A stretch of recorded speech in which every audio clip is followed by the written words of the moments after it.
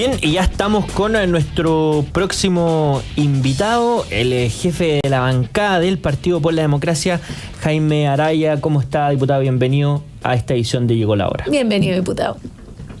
Muchas gracias por esta invitación. Sí, estamos en el Congreso Nacional. Pero muy bien. Muy bien. Hasta tarde. La gente critica mucho a los políticos, pero de verdad, yo soy uno de los defensores de que en verdad en el Congreso se trabaja mucho. Muestran siempre esta imagen del hemiciclo medio vacío, pero lo que no dicen es que en paralelo están en las comisiones. Así que un saludo, diputado, que esté hasta esta hora ahí trabajando firme en el Congreso. Oiga, partamos por un tema que ha marcado una polémica a propósito del exministro de Desarrollo Social, Giorgio Jackson, que demanda una demanda civil contra los diputados de la bancada de la UDI a propósito de esta declaración que sacó ese partido después de este robo de computadores del Ministerio de Desarrollo Social. Porque ha recibido crítica esta acción judicial respecto al timing, respecto al momento en que lo propone el exministro, y sobre todo porque vuelve a reabrir un flanco para el gobierno. ¿Cómo lo ve usted? Yo, partir diciendo que me parece que lo que hizo la UDI en su oportunidad no correspondía. Creo que fue francamente un exceso. Y yo reconozco que en su época el ministro Jackson tenía todas las facultades de hacer las acciones legales que correspondieran. Y en eso, el común de las personas, cada vez que es injuriado o ha sido víctima de una calumnia, lo que hace es interponer una querella por injuria o calumnia. Eso es lo que habitualmente se hace. Entonces, cuando uno va al detalle de lo que ocurrió luego de, 8 o 9 meses que él ha estado fuera de circuito, interponer una demanda de carácter civil, de mi punto de vista, es claramente una acción de contenido político. Eso no tiene que ver con la reivindicación legítima del buen nombre del exministro, sino que tiene una acción de contenido político, y de ese punto de vista uno no puede sino decir que hay un error de timing, que hay un error de cálculo brutal, porque esto va a generar sin duda un problema de relaciones entre el gobierno y la oposición, en un momento en que es indispensable contar con la buena voluntad para conversar, y esto lo único que hace es enturbiar aún más ya un ambiente político que es muy complejo. O sea, basta hoy día recordar que a propósito de la anuncio de formalización del alcalde Jadwe, un diputado del Partido Republicano dice que es inmoral que el Partido Comunista presida la Cámara de Diputados. O sea, ahí uno se da cuenta que hay una lógica como de inventar cualquier argumento para justificar una voluntad de no tener diálogo político con un ánimo más constructivo. Entonces me parece que es un error, porque el exministro Jackson no es cualquier persona. Él sigue teniendo incidencia política y entiendo que él está en España, incluso fuera del país. O sea, ¿cómo no leer en esa clave y tomar esta decisión? Porque además llama profundamente la atención que además no es una querella por injuria y calumnia, es una demanda civil que parte con un anuncio que es bien curioso. Los demando y a renglón seguido digo que el que me pida disculpas, yo inmediatamente me desisto de la demanda. Entonces uno también deja entrever que hay una cierta instrumentalización del sistema judicial para otros fines, y me parece que no es adecuado. Sobre todo había consideración a la tremenda congestión que tiene el sistema judicial precisamente después de la pandemia. Los que son abogados litigantes saben precisamente yo lo digo constantemente, los abogados reclaman de que el sistema está lento, que avanza lento, si pueden haber mejoras legislativas y una demanda por mejorar el sistema. Entonces es curioso presentar demanda civil contra 23 personas y inmediatamente decir, bueno, si alguien me pide disculpas, cumple tal cual condición, yo me desisto de la demanda. Entonces a mí me cuesta no ver un acto de contenido político en esto, y una instrumentalización del sistema judicial y un desatino por donde uno lo mire. Pero ¿cuál, en su opinión, sería ese fin político que tiene el exministro? Porque al mismo tiempo uno esperaría que este tema, todo lo que ocurrió en el Ministerio de Desarrollo Social, se investigara. Y finalmente, si el exministro no tiene ninguna relación con lo sucedido, en base a eso quedara su nombre limpio. Pero ¿cuál es el fin político de que los diputados de la UDI le pidan perdón?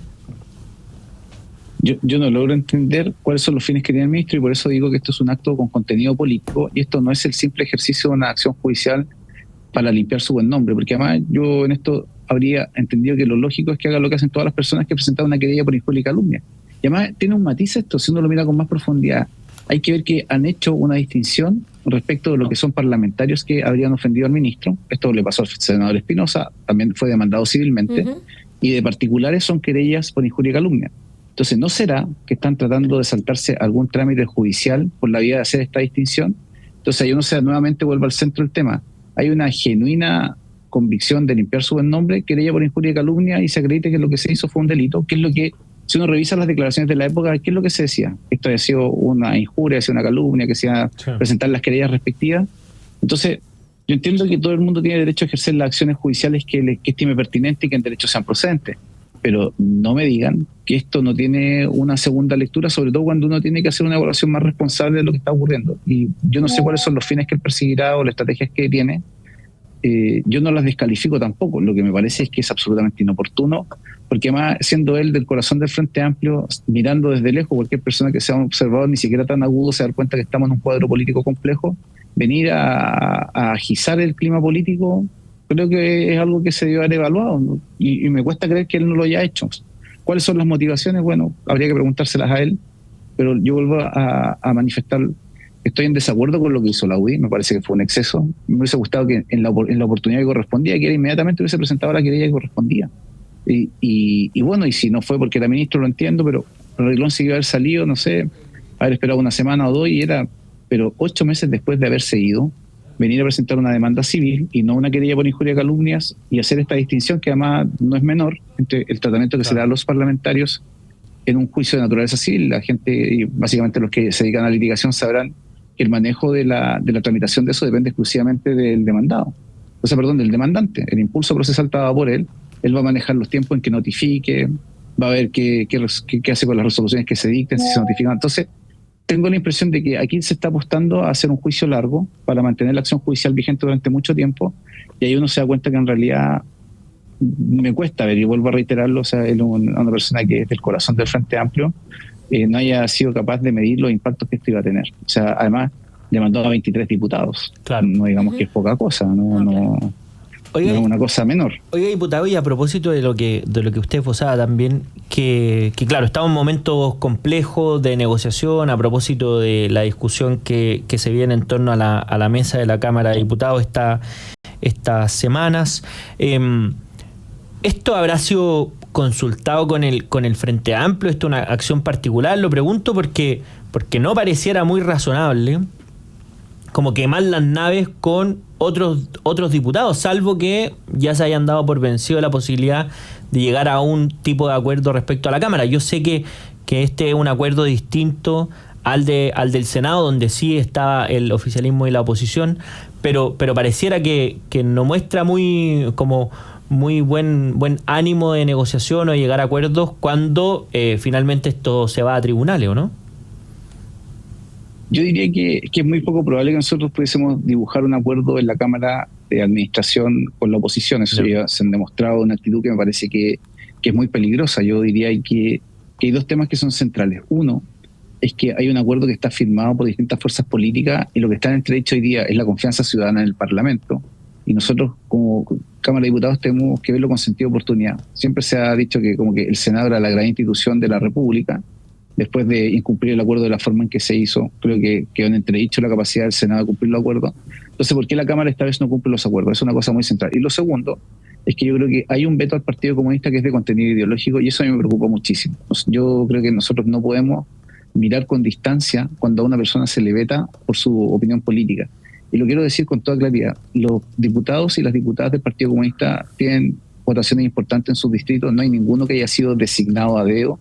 Entonces, cuando se les quita ese reconocimiento, y en el fondo se dice aquí que hay que hacer cualquier cosa para que el Partido Comunista no llegue, bueno, hoy día es el Partido Comunista, mañana puede ser gente de la diversidad sexual, y pasado mañana puede ser alguna otra minoría de nuestro país. Entonces, en un tiempo tan complejo, de tanta odiosidad, no reparar en aquello y en el daño que se hace en la convivencia cívica de nuestro país, me parece que es un tema que requiere una mirada mucho más profunda, saliendo un poco de lo que es la contingencia de lo que va a ser la administración de la mesa de la Cámara de Diputados. Sin perjuicio de eso, naturalmente, yo creo que a muy poca gente le importa quién es presidente o no es presidente de la Cámara de Diputados. Lo que le importa a la gente es que lo que vamos a hacer en materia de pensiones, de pacto fiscal, con el reajuste de la tarifa eléctrica, la reforma que se está haciendo en materia de ISAPRE, son temas que a la gente le duelen, y eso está perdiendo protagonismo versus esta discusión que yo creo que es bastante estéril. Pero, por ejemplo, en cómo construimos solución para el tema de la ISAPRE, cómo construimos solución en materia de tarifa eléctrica, cómo construimos un pacto fiscal que sea un pacto fiscal que cambie las condiciones de Chile, necesitamos el concurso de la oposición. Yo en esto soy tremendamente realista y pragmático. Somos minoría en el Parlamento, y la capacidad de hacer transformaciones que a la gente le cambie la vida está por lograr entendimientos, no el 100% de lo que uno quiere, pero vamos a tener acuerdos razonables, y en esto uno tampoco puede decir que la oposición ha tenido un nivel tal de odiosidad que ha negado avances sociales. La oposición votó, no sé si con agrado o no, pero votó el proyecto de 40 horas, votó el proyecto que aumentaba el salario mínimo a 500.000 pesos. Entonces, tenemos puntos de encuentro y por eso es muy curiosa la interposición de esta acción judicial, porque hoy día, que somos minoría de manera más significativa, necesitamos tener mejor entendimiento con la oposición, y yo creo que ellos legítimamente esto lo interpretan como un acto de agresión, porque, o sea, digamos las cosas con franqueza, esto 8 meses, 9 meses después es como reabrir una herida que quizá el tiempo más o menos había cerrado, o era un flanco que estaba, yo diría, relativamente controlado y hoy día se vuelve a abrir. Diputado, exactamente uniendo esos dos puntos, han habido bastantes acuerdos en cuanto a las prioridades de la ciudadanía para poder llegar a aprobar cierta legislación en torno a proyectos de seguridad, como mencionó recién, desde la oposición al oficialismo. Entonces, ¿no será que el problema con el Partido Comunista, más allá de lo ideológico, es porque en general han estado en contra de los proyectos que se han aprobado de manera conjunta entre oposición y oficialismo, más bien socialismo democrático con oposición? Yo creo que hay dos vectores en esa respuesta. Primero, que cuando se firma el acuerdo, demócratas, que hoy día es francamente un partido de oposición, sabía perfectamente la postura del Partido Comunista, las votaciones que había tenido. Entonces, cuesta encontrar cuál es el argumento para romper el acuerdo. O sea, no puede ser que uno tiene un acuerdo y cuando me beneficia lo cumple y cuando me toca cumplir no se cumple. Eso yo creo que es una variable que tiene que estar arriba de la mesa.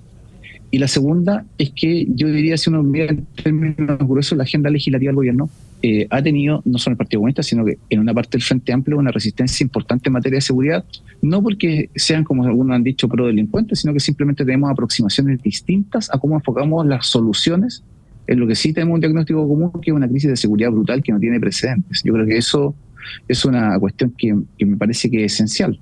Yo no he visto que haya sido una actitud obstruccionista en esa agenda. Hay legítimas dudas, hay legítimas posiciones que si uno lo mirara en perspectiva, quizás también yo a veces me cuestiono las cosas que estamos haciendo en seguridad, porque de repente uno dice, bueno, en este contexto sí se necesita de manera muy urgente, pero en un contexto normal, en una legislación más pausada, habrían cosas que yo creo que francamente habría que revisar, el perfilamiento de ciertos tipos, de ciertas leyes que se han utilizado, ciertas nomenclaturas que se utilizan, facultades que hemos entregado, porque entendemos además que la legislación chilena, y esto no es responsabilizar a nadie, hay un dato de la realidad, nosotros enfrentamos un fenómeno criminal que superó por creces las capacidades del Estado de Chile, y esto es un tema que es objetivo, que tiene que ver con la irrupción del crimen organizado transnacional.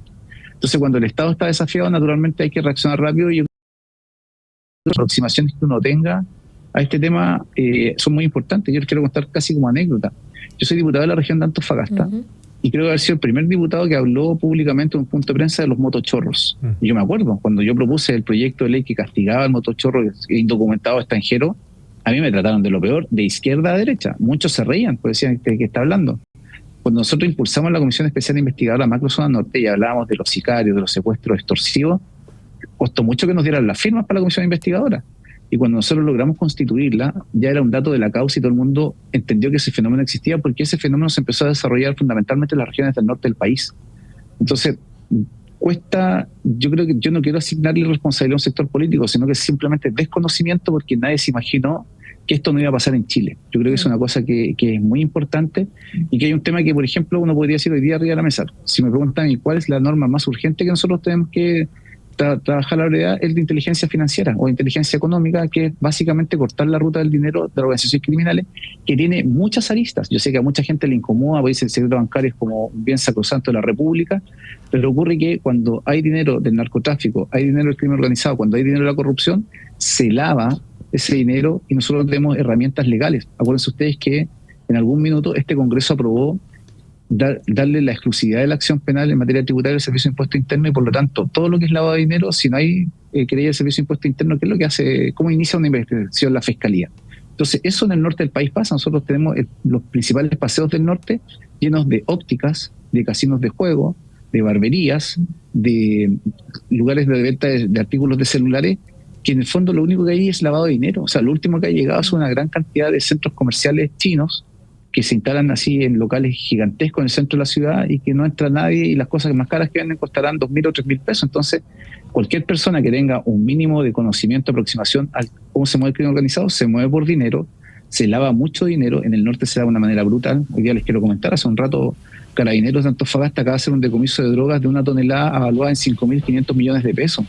O sea, si uno mira cuál es el presupuesto, por ejemplo, del servicio del Senda, excede por lejos las capacidades del Senda.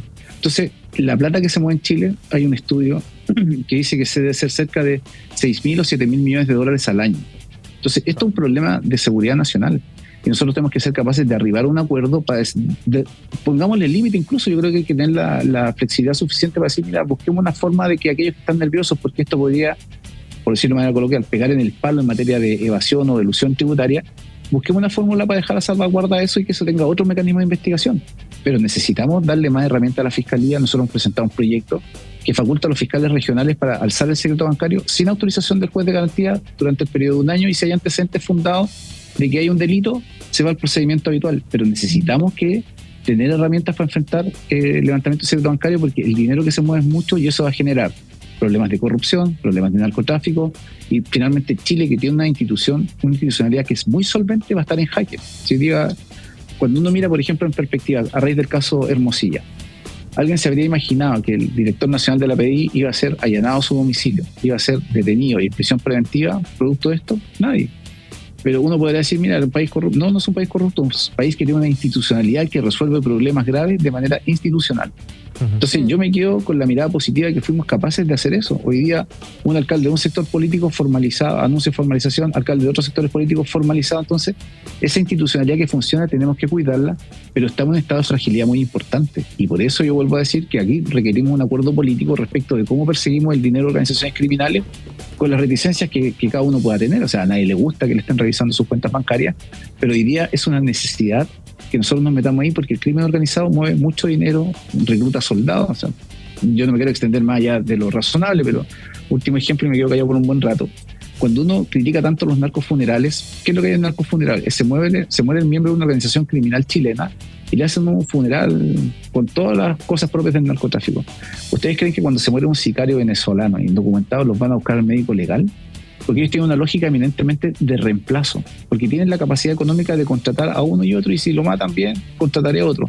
Si nosotros no cortamos ese financiamiento, es muy poco probable que podamos terminar de una vez con las organizaciones criminales. Aquí lo que viene importante es lo que está haciendo Justicia con bloqueo de señales celulares. Ahí los inhabilita definitivamente para operar. En materia financiera tenemos que inhabilitarlo, y eso requiere un acuerdo muy importante. Bueno, vamos a estar atentos a lo que pase ahí. Lamentablemente se nos fue el tiempo. Diputado Jaime Araya, jefe de bancada del Partido por la Democracia. Muchas gracias, diputado, por habernos acompañado. Muchas gracias, diputado. De Llegó la Hora. Muchas gracias a ustedes por esta invitación.